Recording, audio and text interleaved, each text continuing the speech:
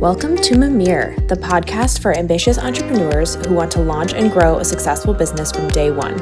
I'm your host, Maddie Kelly, and each week I sit down with founders who have been there, done that.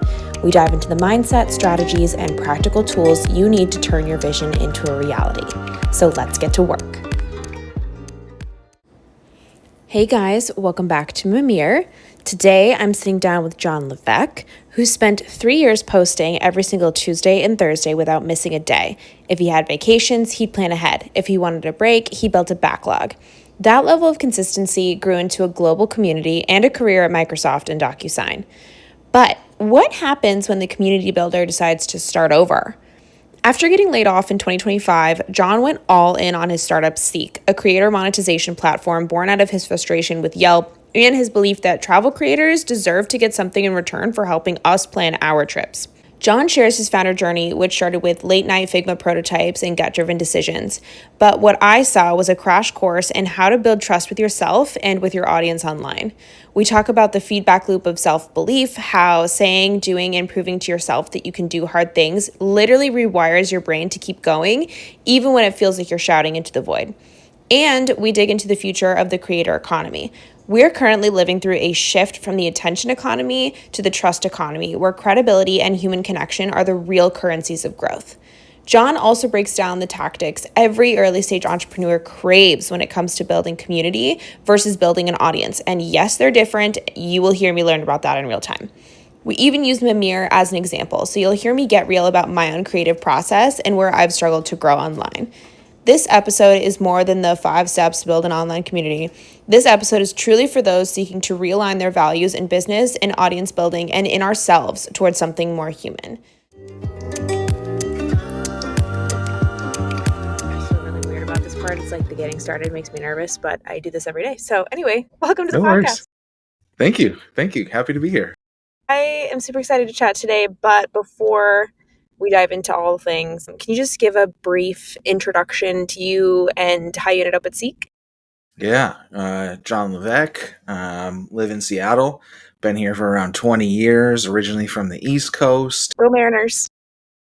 Hey, they really marinered it in the final moment, of course, but anyways. Yeah, my best friend lives in Seattle. She works part-time for the Mariners, so I'm a huge fan now.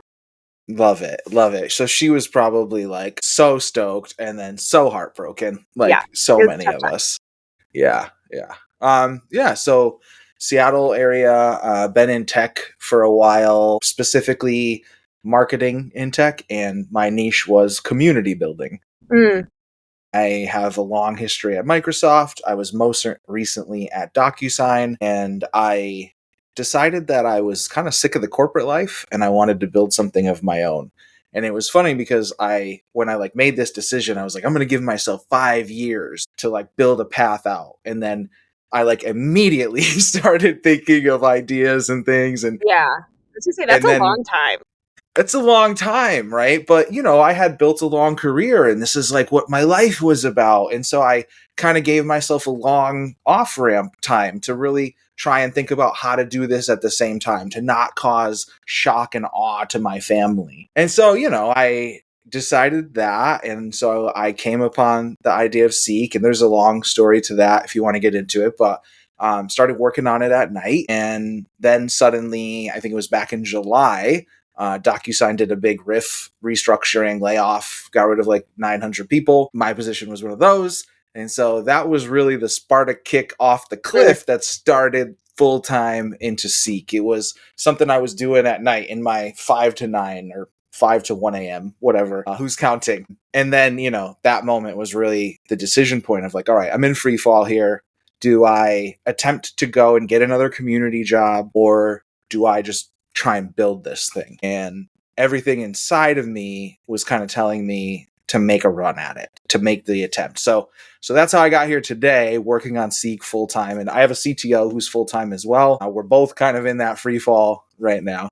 Yeah, I'm excited to dive into all of that. But before we do, can I clarify, when you say community building, is that more like customer marketing, or is that in top of funnel, inbound? So, customer marketing is definitely a part of it. Community led growth is the ideology or the framework that I coined in my time at Microsoft and then Mm. used at DocuSign. Essentially, it is customer marketing is absolutely a piece of it, but it is also about how we are creating this idea of belonging.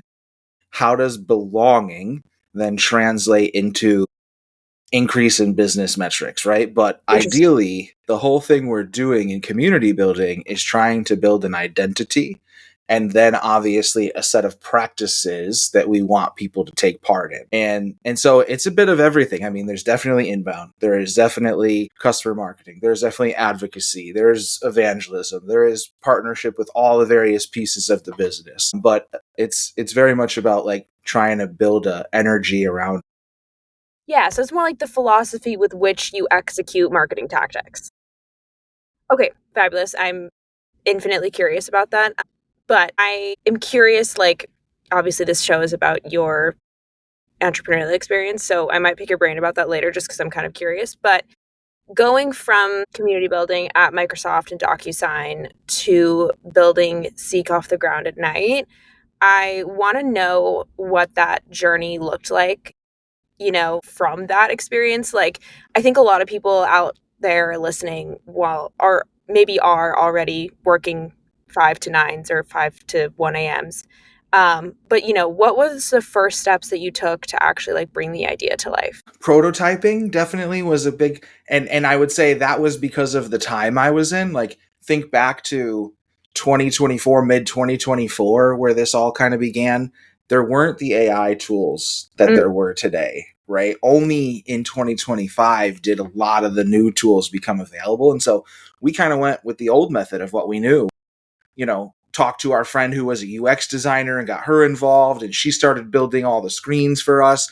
We went to user research and started asking people, like, does this feel useful? Is this something you would use? Is this something you would pay for? And then we went and built that thing. Like, I have a friend who is a developer, and there was definitely this weird universal moment where when I decided to build this thing, he reached out to me out of the blue and was like, John, we should build something together. You're And like, I was literally just texting you. I was like, bro, I just decided this like a couple days ago. Like you're on my frequency. And so he's been involved in building it. And so that's my CTO now. But it did definitely start out with trying to figure out, were we solving a problem that people cared about? Yeah. And I think that that's so important because a lot of people strike out and just go build a thing that they have in their head and they're not sure if people are going to use it. And that can lead to a lot of heartache. Yeah, and I think people always are like looking when you have an idea, it's like initially pretty scary because you're like, okay, great, like I love this, but I don't know how to actualize it. And I think then people want to grasp onto like a playbook per se, where they're like, somebody give me the frickin' like step by step of how to actually do this. And I would almost like caution against that because not that that's not the right way to go about things and not that there aren't those out there, but I think to your point, it's more about ensuring that you're digging into the problem, right? Because I imagine that most people start this being like, this is a problem, AKA a business opportunity. And then I think sort of the next like few months is just really digging into, is this an actual problem that people want to be solved? Because that I think is another thing. Like, just because you can solve it doesn't necessarily mean that people want you to or you should. Totally. Totally. And so I think a lot of the next steps is like you said, really digging into the problem space and understanding like what customers need. Yeah, and I mean, I think especially if you're hoping to make some money, right? Like if you want to turn this into some sort of business enterprise, whatever, you're going to want to make sure that you're building for other people, Mm, right? Because I think so many times what happens is people feel a personal pain and then they go build that thing to solve their personal pain, assuming that everyone thinks just like them and is willing to pay for the thing that they say they would be willing to pay for, and they turn themselves into the user, right? But that's again, it's just you. I think for me, I heard so many horror stories about people who set out and spent money and spent time and built a beautiful thing that no one would pay for. And I wanted to really avoid getting caught in that trap first and foremost. I think it's very enticing though, right? No, totally. I see where you're going. Like, so many, I think this is particularly unique too with like D2C products, for example. A lot of that is also born out of like a founder's frustration. And that tends to work better when you have a physical product because I just think it's a different mindset. And if it's a physical thing and you kind of like already want to pay for it, I mean, it's not, I don't want to generalize because you're right. Like, there are definitely times when something, I think what's interesting is like, if something is born out of your own frustration, doesn't necessarily mean that it can't be a product, but it's like you really have to not just think like yourself. I think that is like the key thing that you highlighted in order for it to be more applicable to others. Because you're right, not everybody will approach things in the same way. Yeah. Yeah. And you have to keep in mind that even if someone feels the pain, most of the time people are unable to articulate the pain. Mm. And so that's another problem that I've now had to face, right? Is I went and I did all this research and you find out people do have this pain and they do want a solution and they are willing to pay for it. But then suddenly when you bring it about, like the wording's not quite right. Right? Didn't quite hit them in the right feels, right? Didn't catch them in the first 6 seconds. Mm-hmm. And so then you have to go and rework the messaging, right? Even though you already sold them on the concept, even though you spent time with them and quantified everything, then you have this next level problem of like, can they quantify the problem? Do they understand that you are trying to solve their problem? And are they putting together that value of if what they're going to get if they're paying you to solve this problem, right? Oh, I give you my 12, 15, 20, $100, whatever, but the value I'm getting is greater. And so like, this is the next problem is, am I creating something that people will say they'll use? And then am I packaging it in a way that is palatable that they will actually make the transaction? Yeah. And these are each like month long learnings, I imagine, that you're having. At least, at least, yeah, Yeah. for sure. It's occurring like in stages, right? I think if I think about like if you apply the timeline of like a customer journey where they're like, you learn about a product and then like you kind of dive into that and then you decide whether or not you want to buy. And then underneath that, put like the founder timeline for creating a company or a product and then like going to launch or, finally getting customers on whatever that roadmap looks like. But those Yep. things like on top of each other, I think kind of work in parallel that you then, hit roadblock, like dive deep solving for months and then like, okay, great, we fixed it. Next thing, hit roadblock, dive deep for months at a time. 100%, 100%. And that was like, and it was product, right? At first solving all the product things. And then now we're finally out of that and we start spinning up distribution in parallel, right? As we're winding down the first phase of product, start winding up the first phase of distribution. Then we start hitting all these next problems. And it's okay, well, now we got to fix this and we got to audit this and everybody on deck. And I need UX, I need design, everybody. It becomes an exercise then of absolutely one fire after the next. And what's crazy about it is, coming from the corporate world, Mm. you had huge teams and huge budgets. And when you all went and did planning, right, things kind of moved in that time frame, right? You weren't introducing much chaos. There wasn't much unknown, right? But now in the startup life, everything moves so fast. There's so much unknown. You're learning together every day. Fires everywhere. Every It's day. like, what's that? The meme with the little dog sitting in the Right. room with the In the car. It's fire. fine. It's fine. Yeah. Yeah. That's totally what it feels like. So when you were doing this after work, was that just like purely the research phase where you were really digging into whether or not this was a viable solution? And then by the time you were confronted with the sort of like do or die moment, do you take this full time? After that happened, then sort of like all of the things fell into line, like CTO came into line and then the real like development occurred, or was there some blurring there? No, there was quite a lot of blurring. I think this actually the discussion started in June of 2024. And then research and prototyping and our first idea took shape by maybe September of last year. Then from September of last year to May of 2025, we worked on what we thought was our product, which Mm-hmm. was a iPhone app, which was end user focused. Mm. Okay. Now, along the way, what we realized was we were creating a two-sided marketplace, Mm. and we were only solving for one side of the marketplace. And the problem is, if you solve for users, it's really, really hard to get creators. In my mind, it was much easier to get creators who will then bring users. And so I decided to spin us around and, okay, stop the mobile app. We need to solve what we're going to do for creators. And so that phase of things took shape probably in May, did a bit more research. And then by the time I was getting laid off in July, we were, kind of full speed ahead on this new idea. CTO had been on board since last year in June. I was just trying to get the timeline straight in my head. But Totally. I think another cool thing to talk about is kind of alluding to what you mentioned earlier. When you work in corporate, you have a huge team and you have people there to bounce ideas off of, and like some semblance of historical methodologies that have been implemented and tested. But, for example, when you're making the choice to flip how you're approaching the problem and with who the customer is going to be, that's all you, just like purely, I don't know, going off of what you think is the best choice. But, what have you learned when there's no roadmap, just instinct? What have you had to teach yourself in terms of like confidence or, learnings and things like that?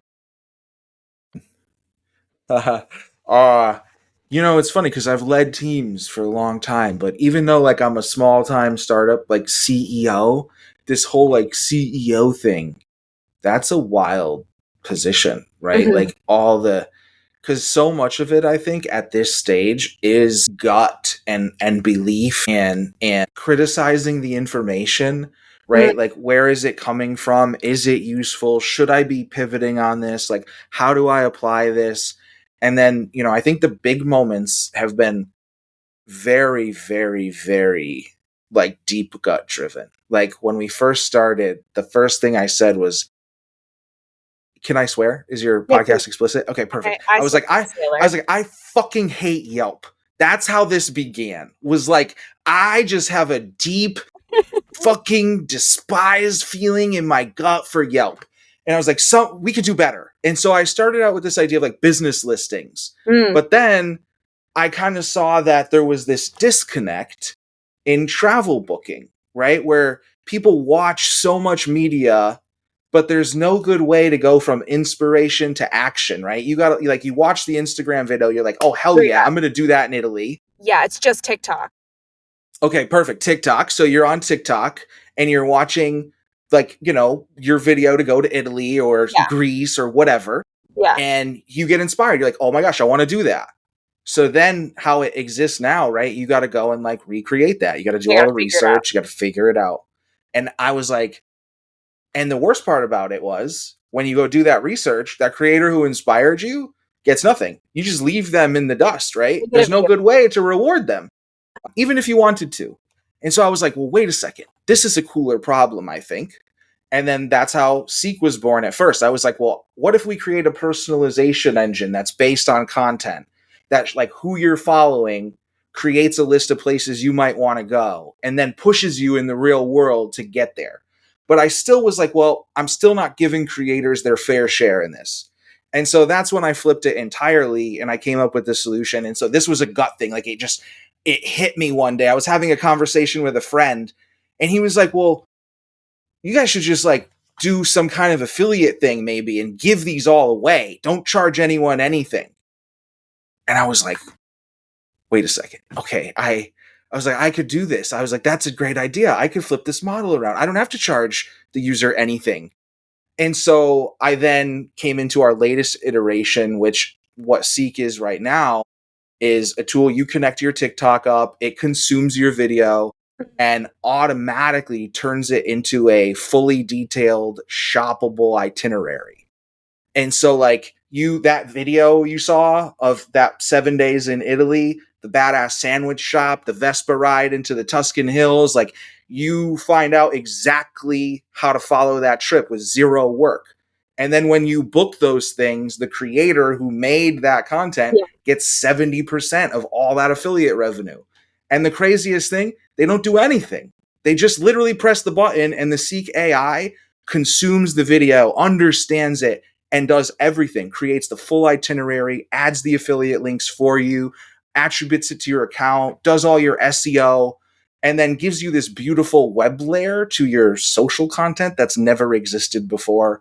Grandfathers you into all these affiliate partnerships, and then gives you access to your customers, which is an added benefit we're adding. You have a social like someone on social who follows you, you have no way to email them or contact them. Well, if they come and shop from you on Seeq, we share that info with you. Here's their email, here's their first name. So then you can start building a business, right? And so the whole point of it now, where we got to now, is we're a creator monetization engine where we want to help travel creators get some value out of this all. It's funny because I feel like it's almost similar experience to being an artist where you have an idea for like a painting, for example, and then you start to do it and halfway through you might decide to hate it and then just like completely start over, or you trip and splatter paint all over the canvas and suddenly you're like, wait, that's crazy. This could be really, really good. And then you like follow that path. But it's just a mind-boggling thing to me that we devote so much energy and effort into something that we don't know if it's going to work or not. And I think this is some of the reason why I'm so obsessed with entrepreneurialism, is because it's such a microcosm for like our entire existence as human beings. Like, we wake up every day and we don't know if we're going to make our dreams come true or not, but like we're going to try. And all you can do is like wake up and follow your gut and like honor yourself and be true in that way. And then pray that one day you're walking down the street and you're like, holy shit, I've made it. Yeah. Yeah. It's the wildest roller coaster. It's so many feelings all at once. But it is absolutely, I think that belief is only the second step, right? And I think that most of the successful creators, entrepreneurs, whatever that I've met, there's like this thing that they all have in common, and it's they talk about how they just have no other choice but to get there. Like, they're gonna get there. Yeah. There is this spoken confidence. Even if inside you're feeling trepidation, you do the duck play, right? The duck looks graceful as hell on the surface, kicks like a mother underneath the surface, right? And that can be the way, but I think that having that spoken confidence produces the first effect. I think that believing the shit you say has the second effect. And I think that that's kind of the piece where a lot of people get stuck, is like they question themselves so much that like they don't believe what they're saying, which I think is actually the force multiplier or the force killer. I do think that there is something about, if I say it and I believe it, I will do it. Like, I have seen that witnessed time and again in my life. Yeah. I think about this very frequently. So I was actually like writing something on Substack about this. And I think it's kind of like a feedback loop where in my mind, like there's no other choice but for it to work out because I show up every day and I work hard. Like, to me, there is no, like, 1 + 1 has to equal 2 in my mind. And I think what happens is when you do start to doubt, then like you said, the belief kicks in and it will take you back sort of to the beginning of the equation, which is like, I work hard, I show up every day, it simply has to equate to something later on. And I think it's an invaluable like formula for perseverance. Well, and I think doing it is the final piece, right? Mm, Like, I say it, I believe it, I take the action, I'm now reinforced in what I said, yes. right? Now I say it again, belief grows, I do it again, I'm reinforced in what I said, belief grows, right? I think Wait, that that's the cycle. yeah, and actually this is giving me like a an epiphany. Have you ever read like Seven Habits of an Oh Atomic yeah. Habits? Okay. Oh yeah. So, you know how they talk about like building neural pathways where you do the thing that you say you're going to do, and then over time, your brain will like just go that way because you've retrained it to think in that way. And it's almost like this is what you're doing, but just at, like on a different problem. Like it's not about going to the gym 5 days a week. Now it's more like actually making this dream come true. And you're just training your neural pathways through action and through voice, speaking. Yeah. Yeah. I don't know what word to put there, but you know what I'm trying to Yeah. say. Totally. Totally. I think there is power in what we say. What we say shapes our perspective, right? Mhm. I think that what we say shapes what we believe, not the other way. I think that like we can start to talk about things we don't believe and shape our belief in that direction, which is proof that belief doesn't happen first, right? The Mhm. words happen first. And so I think for me, I try real hard to practice every day that I am doing it. Celebrate the small wins, right? Celebrate with the team. Like when they do something well, tell them they did a great job and point out to the rest of the team how that person did a good job. Try and keep the team apprised of what I'm doing. And for me, I don't remember who said it. I saw it on a stupid reel and it was like one of the big CEOs. I don't know, some dickhead probably. But he said he measures his days as a CEO in did he make one good decision that day? Mhm. And that's his responsibility as CEO is to make one good decision every single day because of the compounding effect. And so I've tried very hard to kind of take that approach. If I can look back at the end of the day and feel like I did one good decision, then that is belief and right, it's reinforcement to what I said I was doing, which grows my belief and helps me the next day, right? And that's I think very tactically how I am mentally trying to work through this. And I think that's the right approach because at least from what I've experienced to talking to other founders and experiencing this myself, like I don't know one other way, and I don't think that anybody's said anything else about that. But I kind of want to pivot really quick because don't you low key have like a pretty decent online audience? Yeah, yeah. I got a mailing list of like 25 or 30,000. I got a YouTube of 30,000, like 10K on LinkedIn. That's Threads is what I use most, but it's my smallest. But like if you want unhinged John, he lives on Threads. He's oh my god, there all the time. Yeah. that's so cool. Okay, I have a lot of questions about this as like a recovering influencer wannabe. I would love to know your like growth tactics. And I think that, obviously this is applicable for other entrepreneurs listening, but like mostly for my own selfish curiosity. Like, how did you do that? Consistency is probably the first answer. Like I just made content regularly. Like I did 2 videos every single week for 3 years on a clockwork, Tuesday and Thursday, 8 a.m. Damn, every week, 3 years, 3 years. did not miss. If Wow. I was on vacation, I made content before. If I didn't feel like making content, like one week I had some stuff banked so I could like miss a week, but I hit 3 years twice a week, and that was honestly a big part of it. Holy shit. That definitely got me, my first 10,000 easy, right? And then from there, I kind of just doubled down on my niche. Like I started, and my niche was automation tutorials. Like that was my big thing. Now, I did a lot of fun stuff. Like I did one video every week was an automation tutorial. How do you automate some shit out of your personal life or your work life? Just like you should be thinking of higher value work. Let's automate some low value work. And Mm. that was the premise every single week.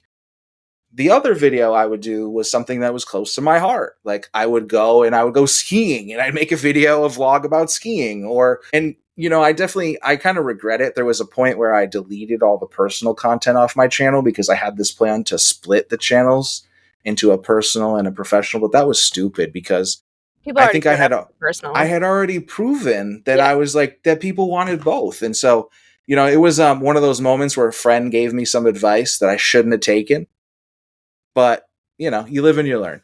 But I think doubling down on my niche and like making sure that I showed up authentically as me and always did the automation allowed me some really interesting opportunities where like when the pandemic started to hit, I did these crazy virtual conferences where I got the community together that I had built, and Mm-hmm. I had them all show up and focused a conference entirely on them, right? And like my job at the time, I was at Microsoft. I had Microsoft behind it. They were funding it. We were doing this big thing focused on the community. Yeah, so like I think it was like probably one of the coolest jobs you could have. I kind of got paid to be me for a while. Damn.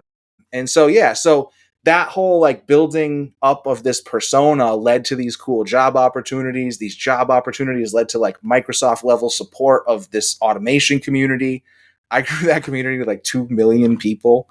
Um, Okay, yeah, it this is was so bananas. cool because I think like in my mind, the way that I've always thought about it was like, how do I articulate this? I think when you you start something like online, how did you know?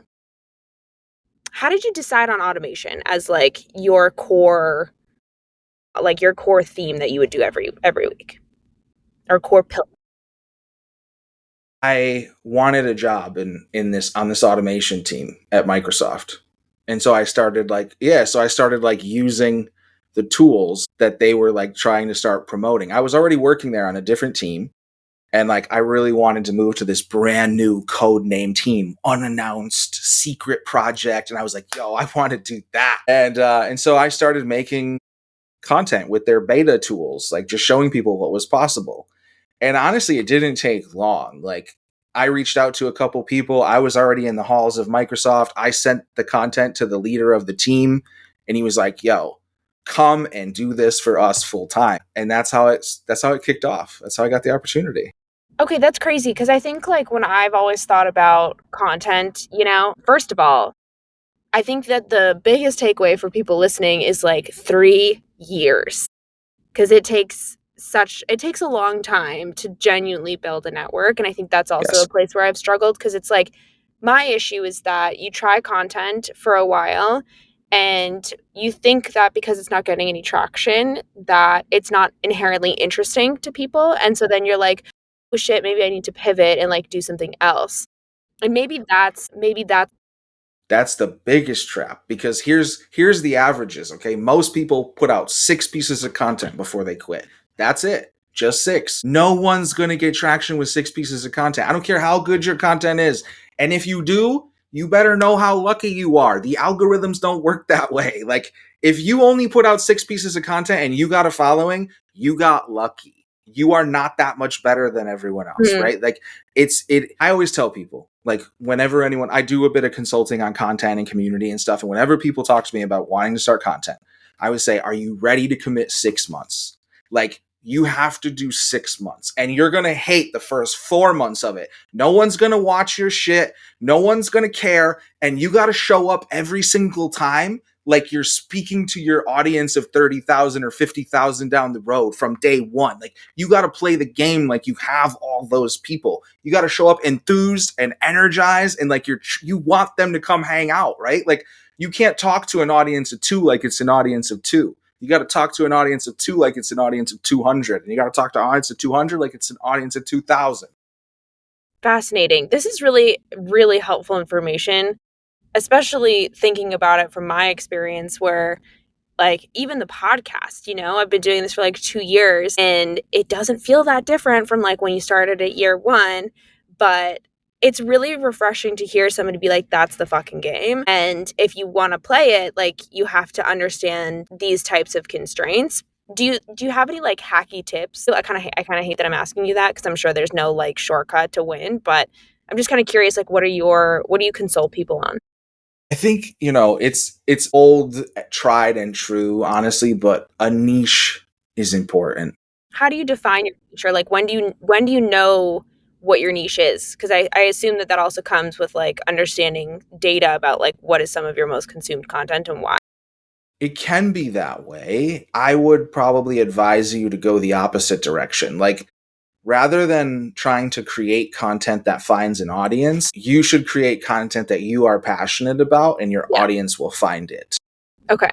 And so it's very much a switch. And so for me, the automation, I wasn't super passionate about it, but I was super passionate about the opportunity, and it grew into something that I came to understand, love, and excel at, and become an expert at even. And so even like today, right, like I do automation and AI from my history in that, right, that started something in me that never went away. But I think what I would advise someone to do is there something that you are passionate about? Is there something that you're an expert at? Is there something that you know about that other people don't know about? Or are you just super enthused about something, right? There are people who've made careers off like Taylor Swift fan clubs because they're just like, right? There's like so much possibility if you're passionate about something to lead all kinds of different things that are monetizable.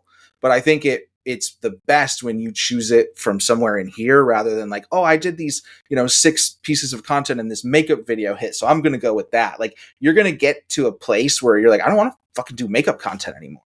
Yeah, no, I agree. And I think that's actually like an easier answer because then it's easier on the creator to be like, great, like I'm just gonna put out what I'm thinking and like what I'm doing, and then the audience, like the people will come to the mountain Yeah, at some point.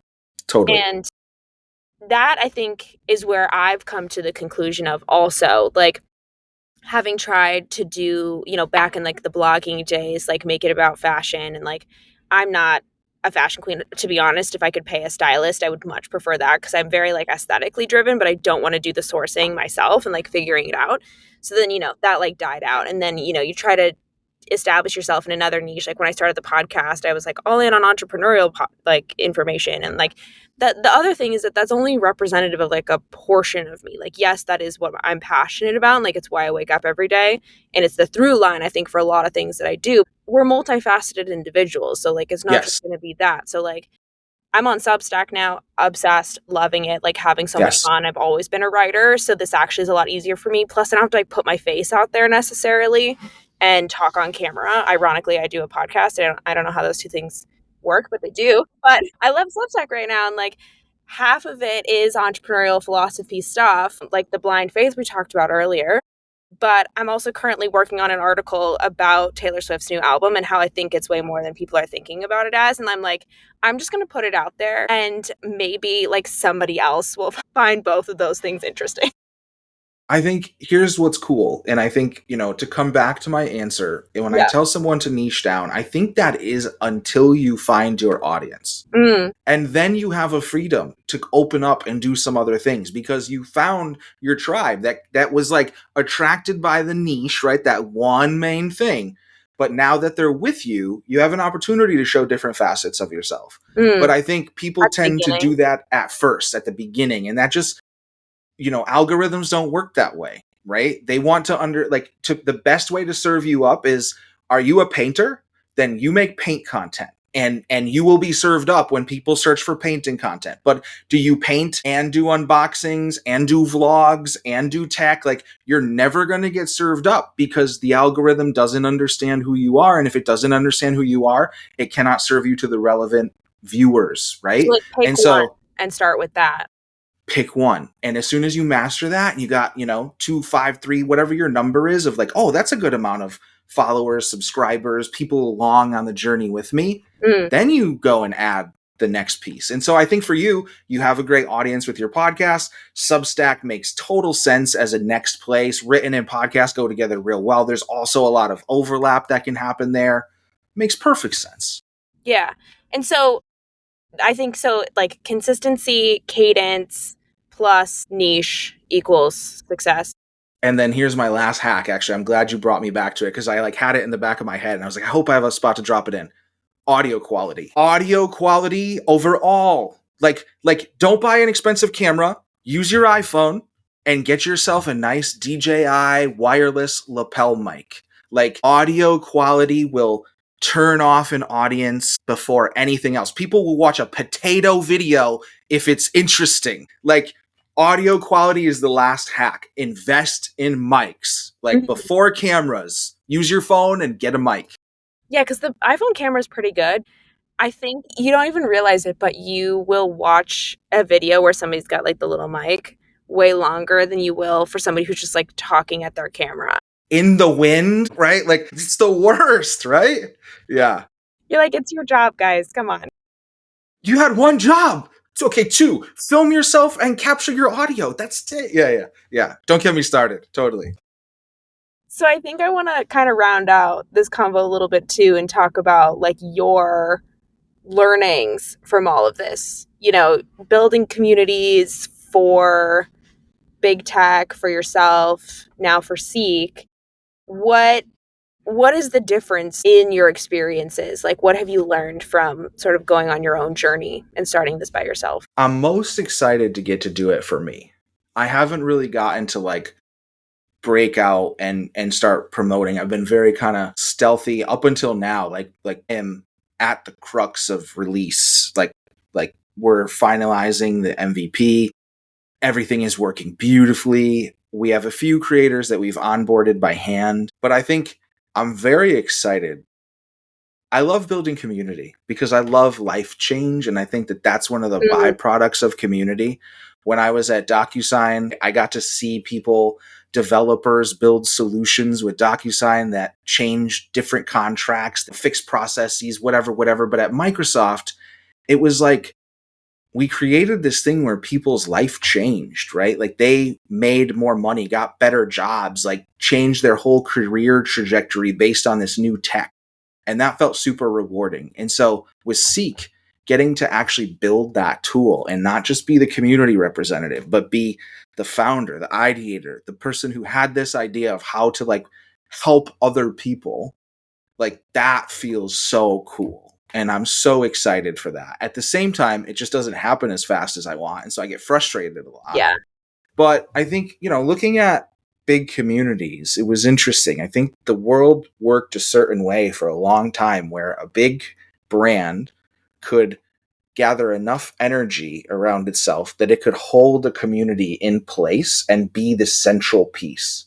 Mm. And I think the world has changed. And in 2025, that doesn't exist.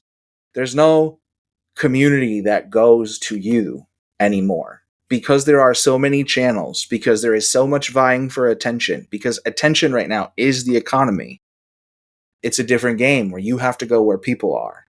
And so I think that that's a big thing that I've seen change and curve in this idea of how we do community. Mm-hmm. And then I think the last piece, what I'm really seeing in 2025 is a return to in-person and smaller niche communities, like closed membership, right? Invite only, like very, very niche down small group. That stuff's exploding. And I think it's because of the overwhelm, right? There was just so much virtual and every channel's been flooded. And now everything is just trying for your attention. Mm-hmm. I think we've lost our virtual capacity and we're very much craving intimacy and connection and understanding and like, this feeling of like, I'm going through shit. You going through shit too? Okay, cool. That's comforting, right? Like that's what everyone's looking for right now. And you want to meet up in a bar and have a drink over it and chat rather than like message a forum online. Zoom. Or even worse. Right. At least. Right. But I think, I couldn't agree more. Like between the pandemic and social media and then the rise of AI, I think like human beings are taking a step towards valuing like true connection in person.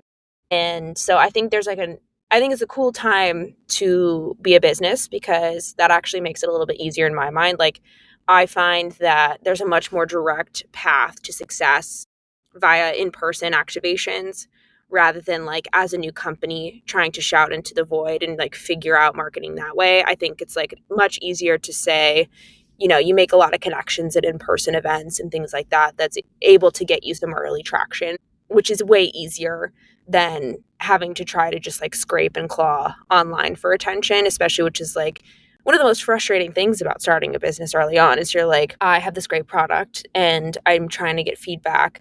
And so you post about it online and it's just freaking crickets. And you're like, Crickets. Yes. So annoying. Dude. And I hate it because I'll post some dumb shit and it'll get 1 million views. And then I post something I worked really hard on and care about, just nothing.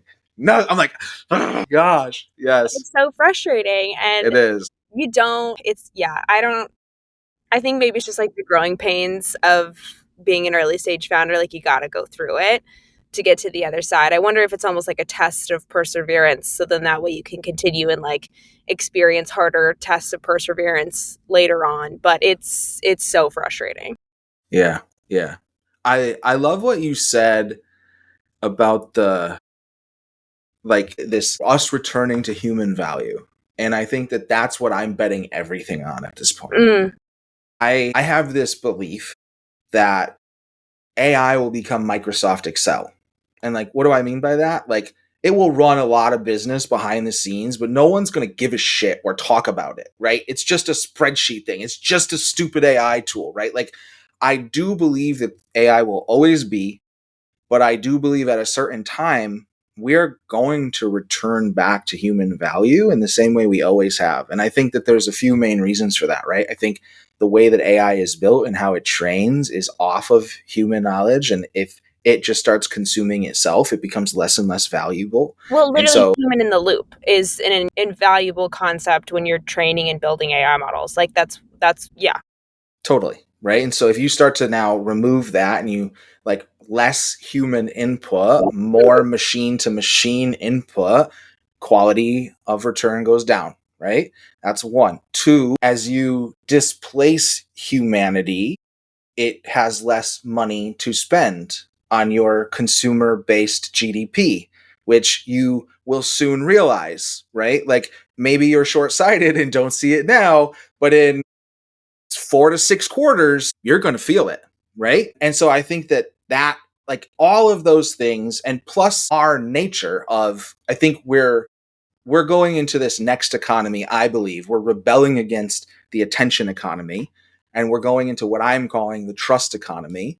Mm-hmm. And there is evidence of it everywhere, right? You look at the rise of user to creator brands, and they are blowing up, right? I mean, OnlyFans, obviously the prime example, selling sex, easy, but amazing. Like made $9 billion, gave $6.6 billion to creators. Yeah. Like, how cool to get to become a billionaire by making millionaires, right? Patreon, same thing. Like, made $3 billion, turned 66% to creators, right? Like, amazing, amazing platform plays that give people an opportunity to make an income. And so I think that we're seeing all the evidence of it. People are willing to buy directly from people. People are taking their decisions from others. Like 72% of all travel and discovery decisions are made and on social now. And so I think the trust economy is the next rise. And that is very much based on humans returning to something that has been lost. I think we're tired of directories and algorithms on directories and AI on algorithms on directories. Like, we want to hear from our neighbor. Like, hey, dude, what was the best pizza place? You know, like that level of interaction is the value. And whether we have forgotten it for a moment, I'm betting everything that we're going to come back around to it. Well, I think also like anybody who uses AI on a regular basis understands fundamentally that it's just a tool. And if you're like, that's not to say that I don't lean on chat sometimes for like a personal issue when I'm like, I'm dealing with this shit. I don't know how to handle that. And like, chat's a great therapist every once in a while, but I'm not seeking companionship from chat. Like, I'm That's good. not, That's good. like that's crazy and that's too much. And I'm like, you need to get out. But anybody who does it, who's like marketing online and like using it as rage bait right now to get clicks, that's not that's not demonstrative of a trend as like where are we going as people. I think to your point, I couldn't agree more with everything that you're saying. It's definitely like a go back towards people, like even in like the B2B SaaS marketing world, like in-person events are up high now. Like that's the place to be and the place to do. And I think that's another signal towards what you're saying. And when I think about the rise of people using social media as means to get information about specifically things like travel, like I do it. Anytime I go to a new country, I hit up TikTok because I need to know where the best cafes are to get a croissant and a coffee. And Yeah, like totally. I'm doing it because it's a better form of Google. Like Google will give me random weird results that I'm not looking for. Whereas I go to TikTok, I see this girl who's like 7 best cafes in Amsterdam. And then I go to Google and I save all those as pins. And like that is quite literally how I travel. Or like, asking your coworkers. But both of those things combined, I think you're right, signal like we're looking for trust, right? When everything around us is paid for, where do we find information that we feel is trustworthy? Authenticity. Mm-hmm. Some level of it, right? Nothing is fully authentic online, right? That's always, but I think what we're looking for is the most we can get, right? Yeah. Like, And I even if think I that is understand it might be paid for, I still might trust the person who's talking about it because I've been with them for a long time or whatever. you're gonna love Seeq. I'm If so you excited about it. if you go and do that and I'm like, she's gonna love Seeq. No, and I also love it because I love the mission behind it. And I love that you guys are thinking about it in the way of like, how do we give back so that the people who make this and like do all the hard work get the return on their value? Because you never think about the fact that this person has impacted my experience, because I go home and I'm like, oh my gosh, you guys are going to die. I went to this amazing place. If you're ever in Amsterdam, like you got to go check it out, blah, blah, blah. Like that person had a profound effect on our vacation. And all I gave them was a view. Like I might have Or maybe a like. maybe I Yeah. might have forgotten to like it. And I would Yeah. have just gone about my day. Maybe, God bless, I saved it. But if there's a way where it's like, I'm all about low lift, high impact. And to me, I feel like you guys are really embodying that in a way where it's effortless for the user to participate in making somebody's life so much better. And like, that's some shit I can get behind. Appreciate that. Yeah. That's cool. I think it's important that, these, look at Expedia, look at Google Local, look at Yelp, look at TripAdvisor. They have vacuumed up billions every year, right? Benefiting from these creators and offering them nothing. And it's not that I am like saying, oh, well, fuck Expedia. I mean, I am saying fuck Expedia, but like we have their affiliate seat, right? You can sell through them because they're a huge marketplace. But the point being, you, the creator, should get a share, and you should have the lion's share, right? Because to your point, like, I had a video go viral. I was in Hawaii and I treated myself to my birthday at the Ritz-Carlton. Made a video about it. Got like 2.5 million views. You know what I got? Nothing. $0. Nothing. Like, and to me, I was like, that some person, one person at least, went and booked that shit after seeing that video, right? If I would have had Seeq, I probably would have got 10 bookings, like, so I think it started with a friend of mine. I saw her, like, she's a travel creator making nothing. And I was like, that's sad. That sucks, because it's good content and people are using it and it's getting views. That's so cool. Well, Jon, this has been so much fun. I've really appreciated your time and your energy and your expertise and sharing your journey with everyone here. So thank you. Thank you so much. Yeah, thank you for having me. This was great. Really great chat. That's a wrap on today's episode. If you feel called to support this podcast, please give it your honest rating or leave a review. And thank you so much for listening. You can find all the links to connect with Jon in the show notes. And if you want more founder wisdom, community, and behind the scenes, come hang out at The Well on Substack. I'll have it linked below also. But in the meantime, I will see you guys next week.